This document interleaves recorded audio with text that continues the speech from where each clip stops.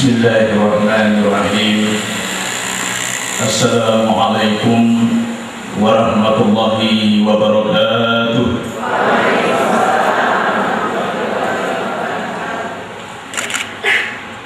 Alhamdulillahil qahir, duribat alaihimud dillatu aynama thuqifu illa bihablin min Allah wa hablin minan nas.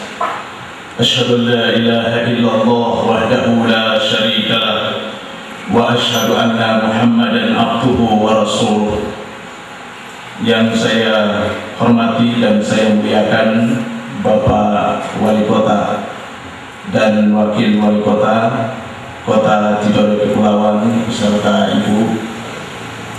Yang saya hormati Bapak-bapak unsur muslidah Kota Tidore Kepulauan. Yang saya hormati Bapak Ketua DPRD Kota Tidore Kepulauan. Yang saya hormati Bapak Kepala Kejaksaan Negeri Suasio, Bapak-bapak para pejabat dalam lingkup pemerintah Kota Tidore Kepulauan yang mohon maaf tidak dapat saya sebutkan satu persatu baik nama maupun jabatannya masing-masing. Bapak-bapak para tokoh masyarakat, tokoh adat, pemuka agama, tokoh pemuda, tokoh wanita, ibu-ibu majelis ta'lim yang dirahmati oleh Allah Subhanahu wa ta'ala. Alhamdulillah, dengan rahmat dan izin Allah Subhanahu wa ta'ala, pada pagi menjelang siang hari ini kita dapat berkumpul di tempat ini dalam rangka untuk mengikuti acara halal bihalal. Kegiatan ini adalah kegiatan yang kedua saya memenuhi undangan dari PHBI Kota Tidore Kepulauan setelah beberapa waktu sebelumnya sempat mengisi nuzulul Quran. Ibu bapak para jemaah yang dirahmati oleh Allah, kurang lebih 10 sampai 12 tahun saya menghilang dari Kota Tidore dan Ternate dalam rangka untuk melanjutkan studi S2 saya di Universitas Negeri Makassar yang dahulunya IKIP. Kemudian selesai meraih gelar magister pendidikan, saya kemudian mengambil magister untuk yang kedua kalinya di Universitas Hasanuddin dengan spesialis bidang sosiologi dan kemudian meraih gelar MSI. Ada orang yang bertanya sama saya, Ustaz, apa itu MSI? Singkatannya adalah masih seperti itu. Nah, kemudian ibu dan bapak sekalian, dalam rentang waktu menyelesaikan proses S3, saya kemudian mendapat beasiswa dari pemerintah Indonesia untuk melanjutkan studi di University of Southern Queensland, Australia selama 2 semester di bawah bimbingan Mrs. Rowena Tolstoy PhD. Spesialisnya adalah meneliti tentang suku-suku aborigin, suku-suku asli yang ada di Brisbane, Australia. Mohon maaf, ibu-ibu tahu Australia, Bu? Tahu negara bagian Brisbane, Bu? Tahu, Bu? Itu di Maputo belok sedikit. Itulah Brisbane. Nah, ibu bapak para jamaah yang dirahmati oleh Allah, selesai menyelesaikan S2, S3, alhamdulillah sekitar 5 bulan yang lalu, dan sekarang saya sehari-harinya adalah dosen Sekolah Tinggi Agama Islam Negeri Ternate, dan kiprah di luar dosen adalah pimpinan cabang PT Pinisi dan Idla Wisata Makassar yang membawahi wilayah Kalimantan, Balikpapan, Samarinda, dan Papua. Kemarin ibu dan bapak sekalian kami sempat melaksanakan manasik dan halal bihalal terakhir kemarin, dan tadi pagi jam 7 saya tiba di sini dengan Sriwijaya. Ibu bapak para jemaah sekalian, itu sekedar prolog untuk ta'aruf saya kepada ibu dan bapak sekalian. Ada pepatah yang menyebutkan, tak kenal maka tak sayang, tak sayang maka maka tak cinta. Ada uang abang disayang, tidak ada uang abang dengar-dengar itu Pak, tidak ada uang abang melayan. Itu namanya sungguh terlalu. Ibu sendiri yang jawab, itu bukan saya. Ada iklan di TV itu sungguh terlalu. Tapi mudah-mudahan ibu-ibu di sini semuanya memancarkan cahaya wanita salihah. Baik ibu bapak para jemaah yang dirahmati oleh Allah Subhanahu wa taala, waktu kita tidak banyak. Istilah halal bihalal, jikalau kita mencari referensinya dalam tarikh Islam, niscaya kita tidak akan mendapatinya. Apalagi jikalau kita mencarinya referensi istilah ini dalam Al-Quran maupun Al-Hadis, kita tidak mendapatkan istilah ini. Yang ada adalah kata halal. Kenapa ibu dan bapak sekalian? Oleh karena halal bihalal adalah istilah Arab Indonesia. Tradisi atau budaya halal bihalal itu muncul 4 tahun setelah kemerdekaan, tepatnya pada tahun 1949. Saat itu di Istana Bogor, ya, Presiden Soekarno dan Wakil Presiden Bung Hatta dan Jenderal Besar kita Jenderal Sudirman baru selesai melaksanakan sholat Id. Kemudian mereka duduk di Istana Bogor, duduk di Istana Bogor. Hadir pada saat itu juga ada 3 ulama besar kita, Kiai Haji Mas Mansur, Kiai Haji Ahmad Dahlan, dan Profesor Dr. Buya Hamka. Tiba-tiba Bung Karno bertanya kepada Jenderal Besar kita, Jenderal Sudirman, Pak Dir, kumpulnya kita pada hari ini sesudah kita melaksanakan sholat Id, kita namakan apa? Jenderal Sudirman berkata, loh, kenapa tanya sama saya Pak Presiden? Di sini kan ada 3 ulama besar kita, mereka yang paling pantas untuk menjawabnya.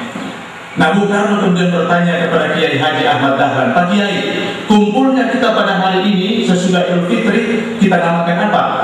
Kiai Haji Ahmad Dahlan katakan, ya silaturahim, kita menyambung tali silaturahim antara satu dengan yang lain. Nah, ketika Bung Karno bertanya kepada sejarawan, sastrawan kita, Buya Hamka, kira-kira bagaimana menurut kita Buya? Buya Hamka katakan, benar sekali, kumpulnya kita pada hari ini adalah dalam rangka untuk menyambung tali persaudaraan di antara kita, tapi istilah yang paling tepat adalah halal bihalal. Nah, sejak itu tradisi atau budaya halal bihalal itu mulai muncul sampai sekarang ini. Ibu bapak para jemaah yang dirahmati oleh Allah Subhanahu wa taala, istilah halal bihalal, jika kita melihat secara etimologi, dia berasal, menurut Profesor Dr. Quraisy Shihab, berasal dari kata halal. Ada 2 makna daripada halal itu. Tadi sudah disebutkan oleh Pak Kabakesra kita. Makna daripada halal pertama adalah menyambung benang yang putus.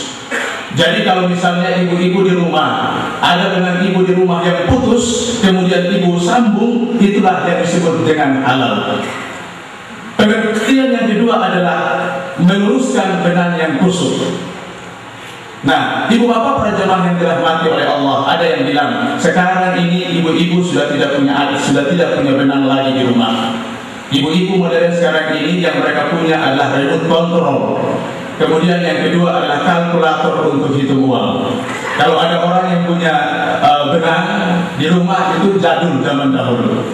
Ibu bapak para jemaah sekalian, sesungguhnya ini adalah merupakan bahasa majasi, bahasa simbolik, ya.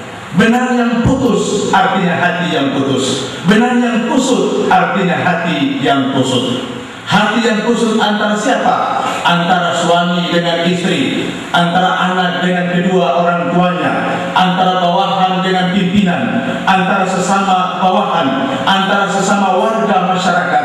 Maka momentum halal bihalal ini tidak lain adalah kita menyambung hati yang putus itu. Jemaah yang dimuliakan oleh Allah Subhanahu wa taala, dari sisi jumlah katanya saja, kata halal sebelum bi itu terdiri dari 5 huruf. Kata halal sesudah bi juga terdiri dari 5 huruf. Ini artinya apa ibu bapak para jemaah sekalian? Substansi atau inti daripada halal bihalal itu tidak lain adalah terjadinya balance, terjadinya keseimbangan. Keseimbangan antara apa? Keseimbangan antara memberi dan menerima, memberi maaf dan menerima maaf. Ibu bapak para jemaah yang dirahmati oleh Allah Subhanahu wa taala. Karena itu, kalau momentum hari ini terjadi itu memohon dan menerima maaf, maka itulah yang terjadi, maka itulah disebut dengan halal bihalal. Karena itu ibu bapak para jemaah sekalian, tidak ada istilah tidak ada maaf bagimu. Kalau hari ini masih ada istilah tidak ada maaf bagimu, maka itu bukan halal bihalal, tapi itu halal biharam. Ibu bapak para jemaah yang dirahmati oleh Allah Subhanahu wa taala. Al-Quran menyebutkan ibu dan bapak sekalian bahwa ciri daripada orang yang bertakwa itu adalah orang yang meminta maaf ketika dia membuat kesalahan atau kezaliman terhadap sesama manusia. Nah, karena itu ajaran agama memberikan tuntunan kepada kita ibu dan bapak sekalian. Ketika kita punya salah terhadap sesama manusia, maka kita harus minta maaf. Cara untuk meminta maaf itu Al-Quran lewat Rasulullah SAW telah memberikan tuntunan. Cara meminta maaf itu antara ibu dan bapak sekalian, yang pertama adalah jabat tangan. Jabat tangannya orang yang pernah kita zalimi. Nah, ada juga orang yang jabat tangan tapi dia buang muka. Yang kedua, setelah jabat tangan, tatap matanya dalam-dalam. Ada seorang ibu, seorang istri, dia minta maaf kepada sang suami. Setelah dia jabat tangan, dia tatap mata sang suaminya.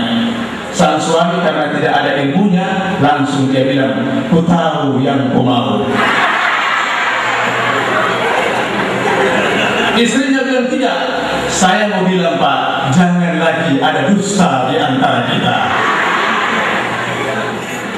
Nah, sesudah tatap matanya ibu dan bapak sekalian, maka baca salawat. Dan bulan Ramadan kemarin saya menguji ujian komprehensif mahasiswa saya, mahasiswa STAIN.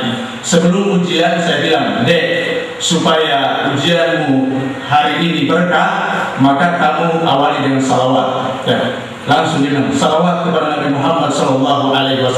Sedangkan ulang. Dia bilang lagi, "Salawat kepada Rasulullah SAW." Sedang salah, ulang. Dia bilang, "Yang mana itu Ustaz?" Saya bilang, "Allahumma salli ala Muhammad wa ala ali Muhammad." Dia bilang, "Oh, dosa ganti." Sedang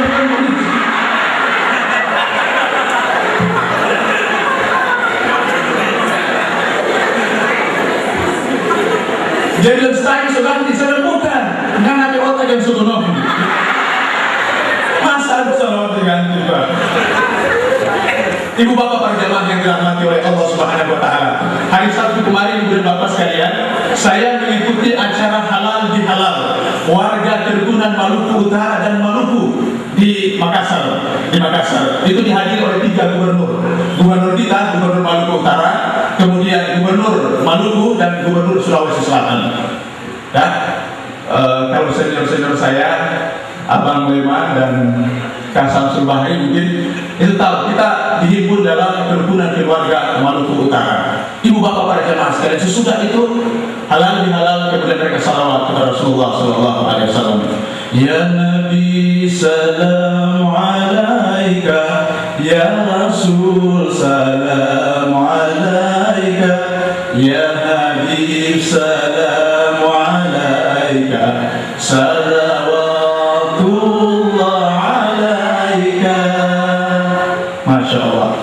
atau kalau kita mau yang sedikit bersemangat, sallallahu ala Muhammad sallallahu alaihi wasallam, sallallahu ala Muhammad. Nah, ibu bapak para jemaah yang dirahmati oleh Allah, sekarang ini ada model salawat baru. Saya waktu menjelang Ramadan itu beri manasik haji di jemaah saya, jemaah ONH Plus di Bogor, di Ciloto. Saya dengar ada salawat model baru. Itu dipopulerkan oleh istri MH Ainun Najib, Novia Kolpatin. Kenal Novia Kolpatin, Bu? Kenal? Di mana kenalnya? Ya? Di TV. Ya. Itu ada salawat model baru. Saya dengar pada saat manasik itu. Begini bunyinya. Salatullah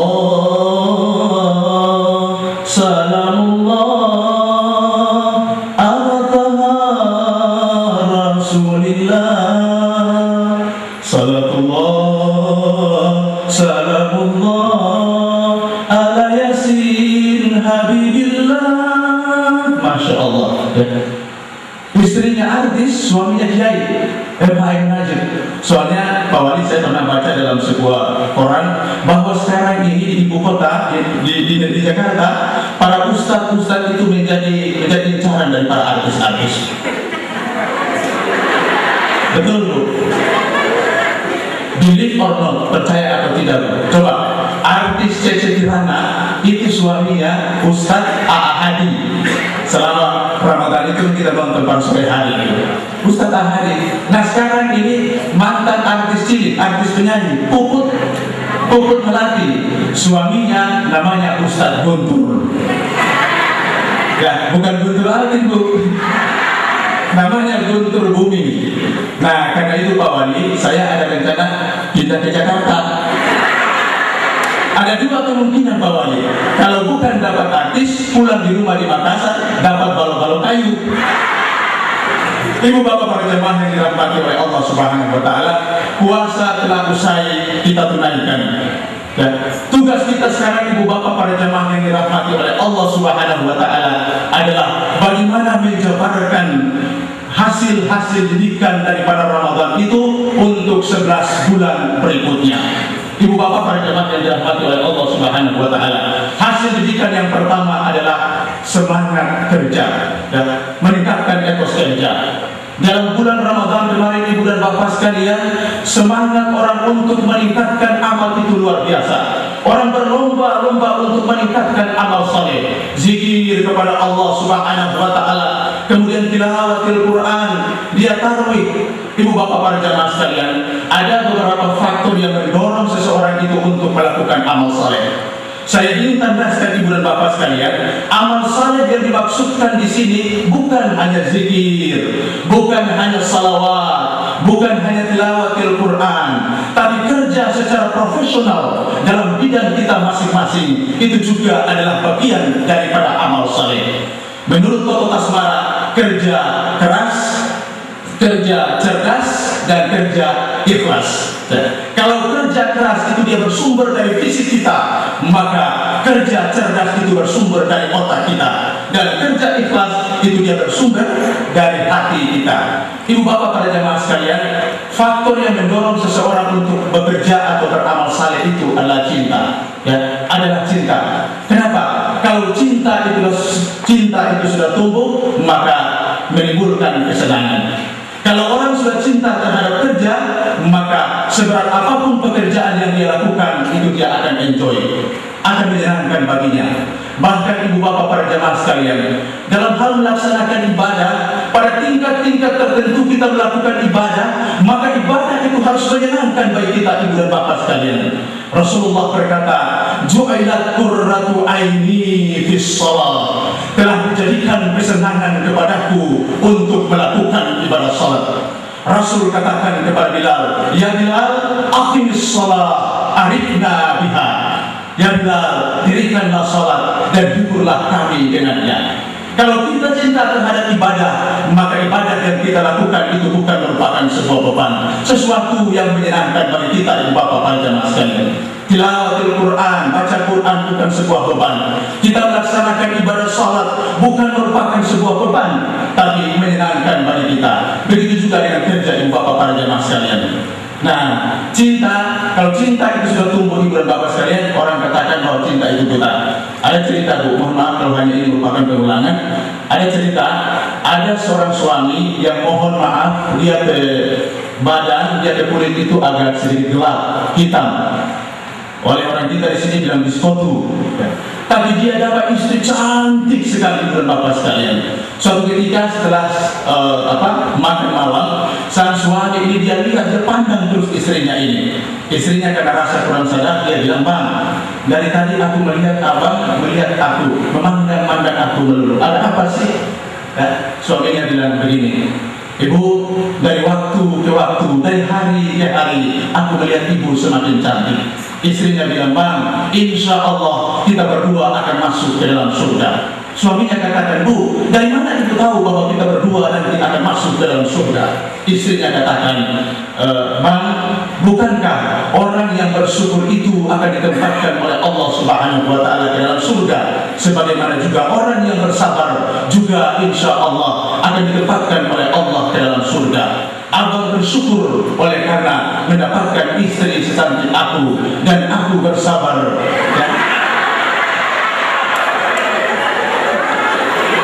dan aku bersabar atas musibah yang ditimpakan kepada aku. Dapat laki-laki di suatu seperti nama. Ibu bapak para jamaah yang dirahmati oleh Allah, saya pernah ceramah di ceramah orang kawin di sini itu, ya, tentang suami kita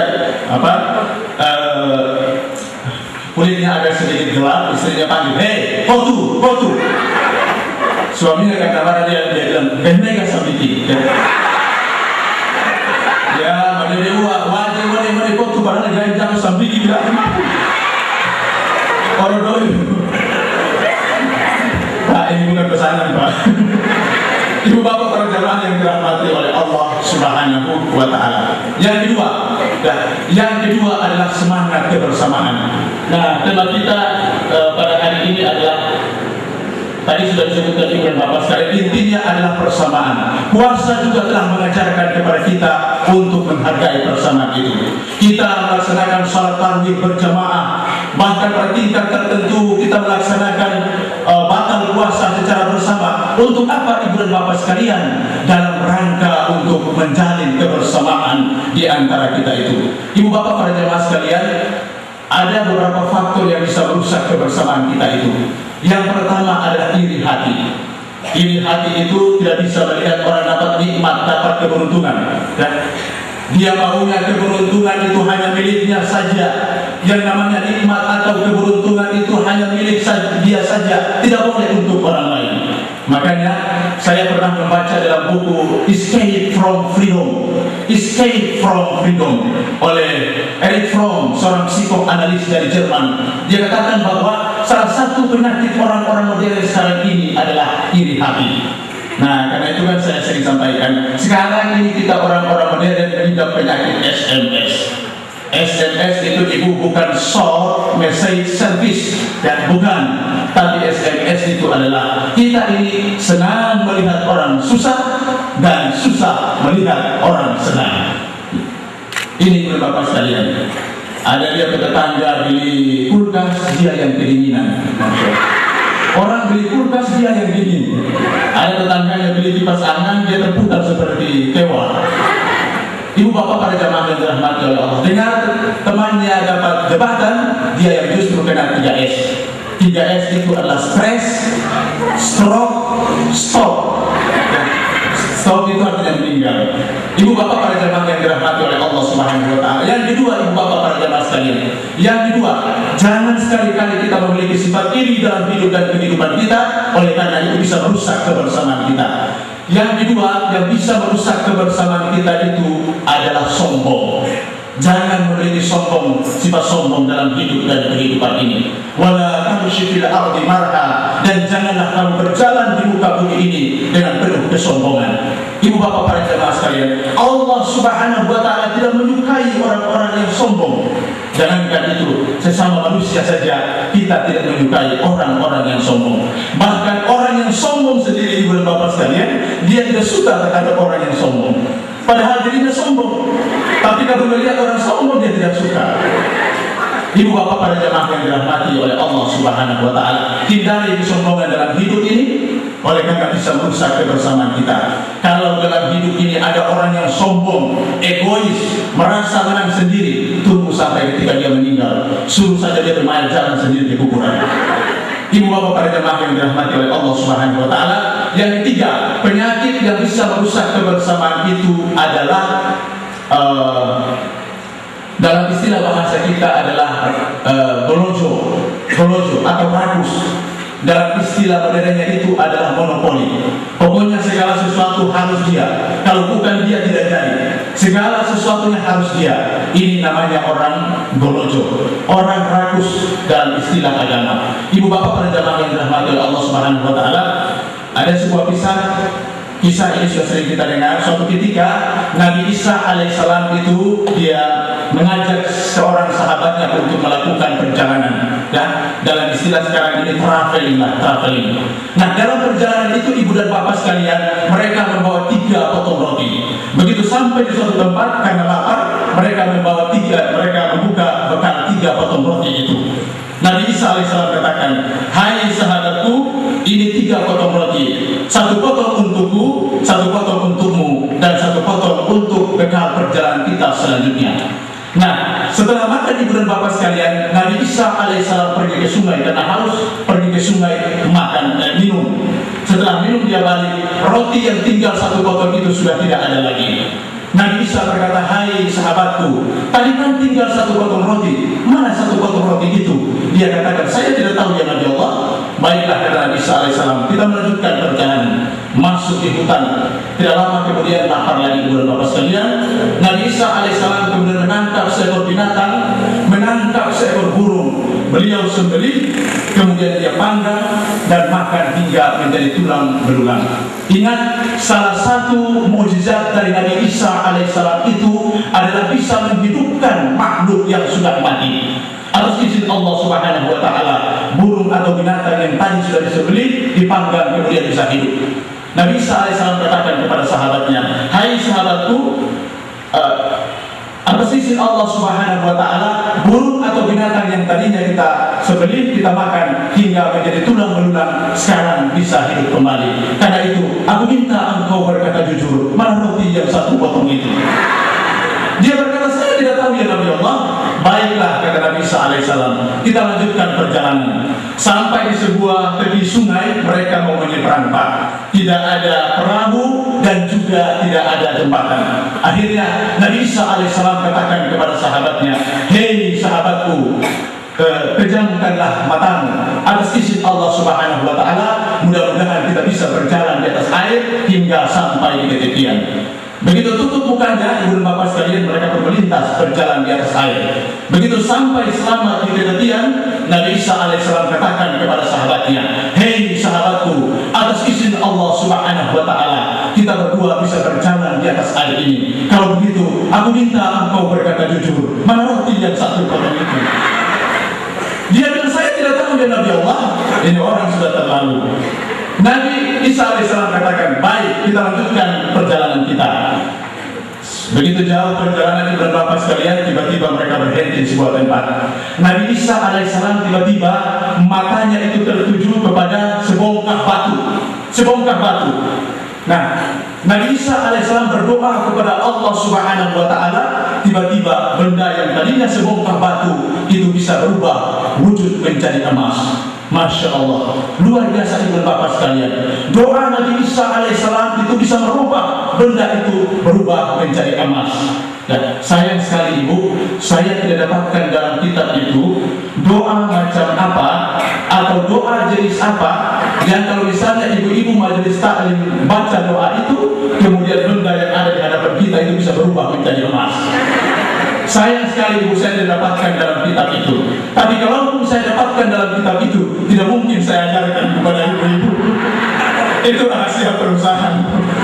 Ibu bapak para jamaah yang dirahmati oleh Allah, Nabi Isa alaihissalam katakan, hei sahabatku, ini 3 potong emas, 1 potong untukku, 1 potong untukmu, dan 1 potong itu untuk orang yang makan roti 1 potong itu. Dengan serta-merta dia katakan, kalau begitu saya orang yang makan roti 1 potong itu. Ibu bapak para jemaah yang dirahmati oleh Allah Subhanahu wa taala, ini gambaran daripada orang yang monopoli, orang yang rakus dalam hidup dan kehidupan ini. Hindari itu ibu bapak para jemaah sekalian, karena bisa merusak kebersamaan di antara kita. Ibu bapak para jemaah yang dirahmati oleh Allah Subhanahu wa taala, ibadah puasa sudah selesai kita tunaikan ibu bapak para jemaah yang dirahmati oleh Allah Subhanahu wa taala. Pertanyaan yang paling penting di akhir daripada ceramah ini ibu dan bapak sekalian, bagaimana kiat kita untuk menjaga fitrah kita, menjaga kesucian kita setelah kita lebaran kemarin. Kenapa ibu dan bapak sekalian? Pada saat kita lebaran, kita sudah dalam keadaan fitri, kita dalam keadaan bersih, kita dalam keadaan suci, dan kita dalam keadaan putih bersih seperti air ini ibu dan bapak sekalian. kondisi kita ibu dan bapak sekalian bersih, putih seperti air aqua ini. Pertanyaannya kemudian, bagaimana kita menjaga kebersihan dan fitrah kita sesudah Lebaran itu? Yang pertama, ibu bapak para jamaah yang dirahmati oleh Allah, munculkan kesadaran, tumbuhkan kesadaran bahwa Allah Subhanahu wa Ta'ala itu maha menatap kita.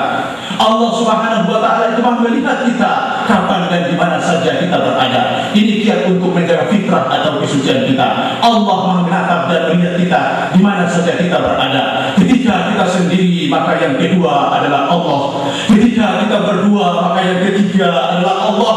Ketika kita bertiga, maka yang keempat adalah Allah Subhanahu wa Ta'ala. Ketika kita berempat, maka yang kelima adalah Allah Subhanahu wa Ta'ala.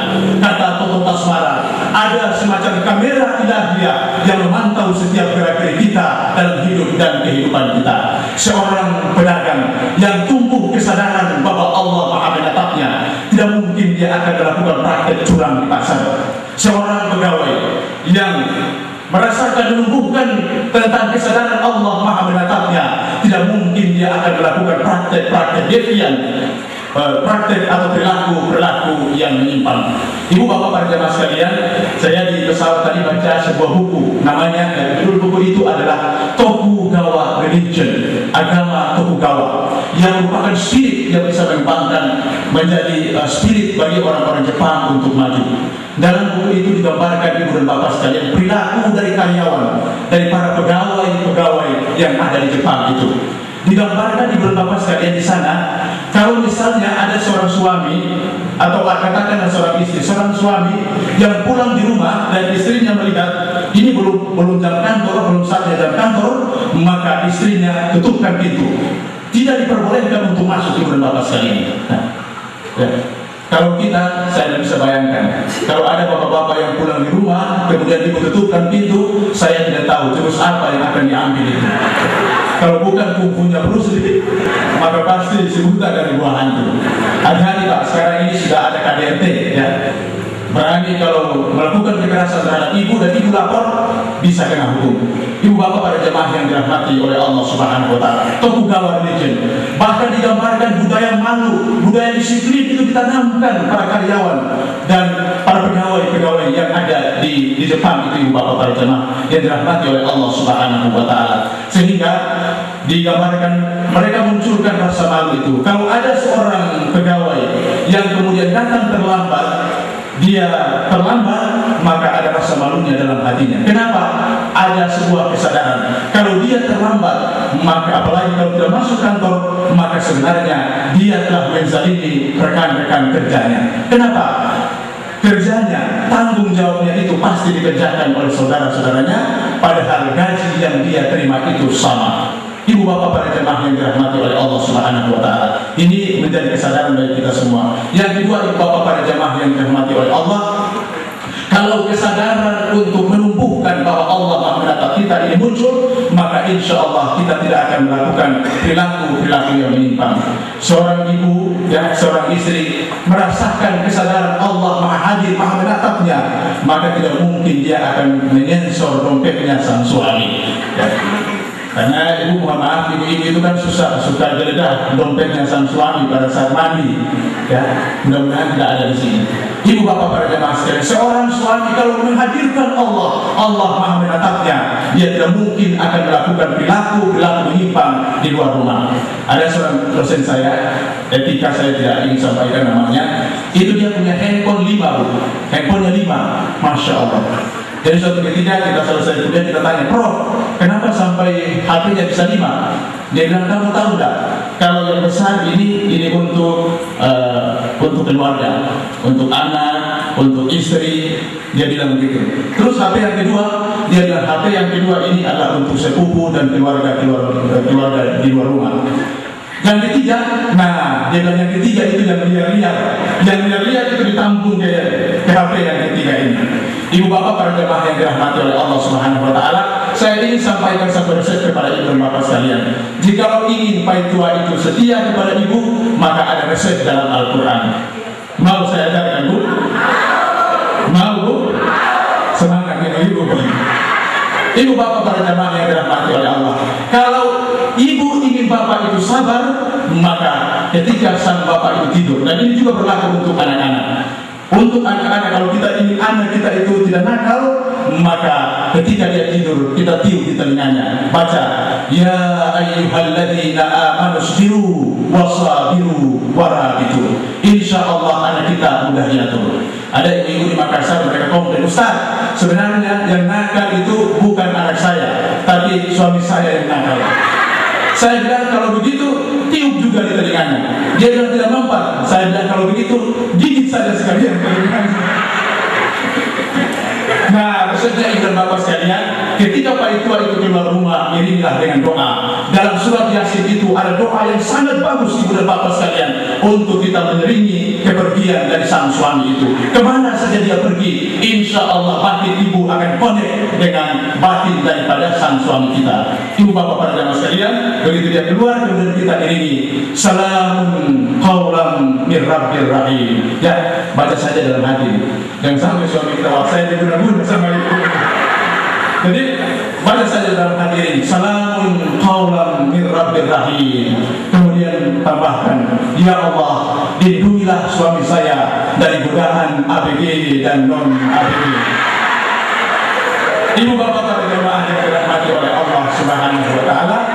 Kemudian yang paling terakhir ibu bapak para jemaah sekalian, kesadaran bahwa kita memiliki kelemahan di hadapan Allah Subhanahu wa taala. Ya Allah, ibadah puasa mengajarkan kepada kita kalau lapar dan haus kemudian membuat kita lemah seperti ini. Apalagi kalau Allah Subhanahu wa taala mencopot satu persatu daripada seluruh nikmat yang ada dalam tubuh kita. Bagi kalau lapar saja kita sudah loyo dan lemah seperti ini, bagaimana kalau Allah Subhanahu wa taala membutakan mata kita? Kalau Allah Subhanahu wa taala kemudian mentulihkan telinga kita, Allah Subhanahu wa taala melumpuhkan tangan dan kaki kita semua tidak berdaya. Dengan demikian kita berdoa kepada Allah Subhanahu wa taala. Paling terakhir ibu bapak para jamaah yang dirahmati oleh Allah Subhanahu wa taala, kemarin saya terenyuh dengan ceramahnya Kiai Ketua Dewan Dakwah Islam waktu membawakan acara halal bihalal Makassar itu. Dia katakan begini ibu dan bapak sekalian, doa itu adalah merupakan sebuah ekspresi daripada kelemahan kita manusia di hadapan Allah Subhanahu wa taala. Nah, karena itu dia katakan bagi ibu-ibu dan bapak-bapak yang insya Allah menunaikan ibadah haji, pilihlah tempat-tempat yang bagus untuk berdoa kepada Allah Subhanahu wa taala. Dan yang paling makbul itu adalah ketika wukuf di padang Arafah. Ibu bapak para jemaah yang dirahmati oleh Allah, bagi saudara-saudara kita yang belum sempat memberangkatkan orang tuanya, kedua orang tuanya untuk melaksanakan ibadah haji ke tanah suci, maka puncak haji ketika wukuf di padang Arafah itu jangan lupa sapa ibunda dan ayah kita di tanah air.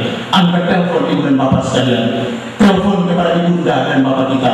Ibu, alhamdulillah, saat ini Ananda sudah berada di padang Arafah. Ananda sudah berada di padang Arafah. Walaupun ibu berjuang setengah mati, ibu berjasa terhadap, ibu belum sempat menunaikan ibadah haji. Tapi anakmu ini, ibu dan bapak sekalian, anakmu ini sudah diberikan kekuasaan oleh Allah Subhanahu wa taala untuk berangkat menunaikan ibadah haji. Dia kemudian katakan, wahai ibu, jangan tutup, jangan lepaskan HP ini. Ibu minta, ibu mendengar munajat daripada anakku ini. Kemudian anak itu dia berdoa kepada Allah Subhanahu wa taala, meminta dan memohon ampun kepada Allah Subhanahu wa taala, kepada ibu yang tercinta. Dan sang ibu itu kemudian mendengar doa yang diucapkan oleh Ananda tersebut.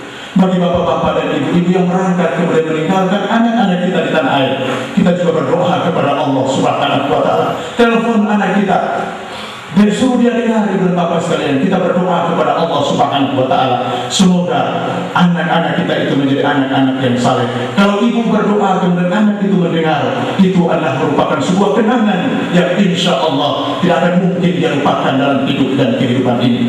Bukankah ibu dan bapak sekalian, kalau saat ini kita menjadi pejabat, kalau saat ini kita menjadi tokoh masyarakat, kita menjadi orang yang populer, kita menjadi orang-orang yang punya ilmu pengetahuan yang tinggi, ibu dan bapak sekalian, ada satu hal yang harus kita ingat, itu berkat daripada doa-doa orang tua kita pada masa masa yang lalu. Ibu bapak para jamaah yang dirahmati oleh Allah Subhanahu wa taala, saya kira ini saja yang bisa saya sampaikan pada kesempatan yang berbahagia ini. Ibu bapak sekalian, mohon maaf, insyaallah jam 12 saya sudah harus lapor check-in di Ternate ibu bapak sekalian karena harus kembali ke Makassar. Oleh karena sementara ini melakukan tour manasik di beberapa tempat di Balikpapan, Samarinda, dan insya Allah besok itu di Mojokerto lewat Surabaya. Ibu bapak para jamaah yang dirahmati oleh Allah Subhanahu wa taala, akhirnya mengakhiri ceramah saya pada siang hari ini. Akhirnya saya mengungkapkan sebuah pepatah, ahoge jaga sebahasa, bolito sesalah, ye tomawangi fitri semakan semakawasa. Jomong marungan mufa sedano, haro tejo tejungun, papayuma yaya goa, hira sedira, iyo senanguru semakoli, minal a'idin wal faizin. Mohon maaf lahir batin. Taqabbalallahu minna wa minkum. Wassalamualaikum warahmatullahi wabarakatuh.